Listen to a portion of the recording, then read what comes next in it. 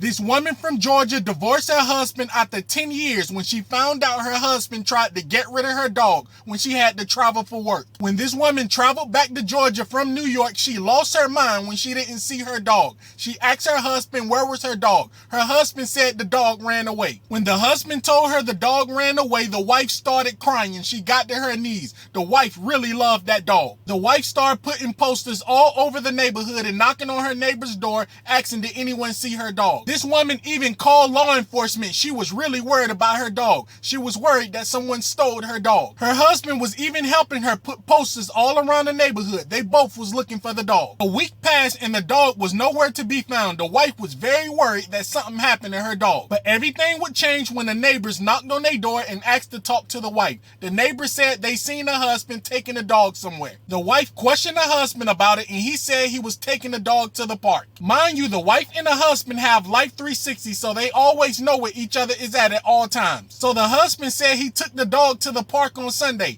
That didn't make any sense. Why would he drive over an hour just to take a dog to the park? The wife put two and two together and realized her husband tried to get rid of her dog while she traveled for work. He drove that dog from Kennesaw to Stone Mountain and dropped it off somewhere. Let me explain. The husband bought his wife a dog 2 years ago for her birthday. The wife loved dogs. Their previous dog died from old age. But when the husband bought the dog, they immediately started having problems in their relationship. The wife wanted the dog to sleep with them. The husband felt like she was giving the dog more attention than him. The wife called the husband several times while she was at work in New York. She will always check on the dog, but she didn't check on the husband. That's the way the husband felt. Also, one night the husband was having chest pain. The wife kept telling the husband it was built up gas. But anytime something is wrong with the dog, the wife would immediately take that dog to the vet. But the final straw for the husband was one Saturday they were supposed to have a big day. They were supposed to go to the movies, go out to eat, and go to the fair. But the dog got sick and that ruined everything. The wife took the dog to the vet and they didn't do anything on that Saturday.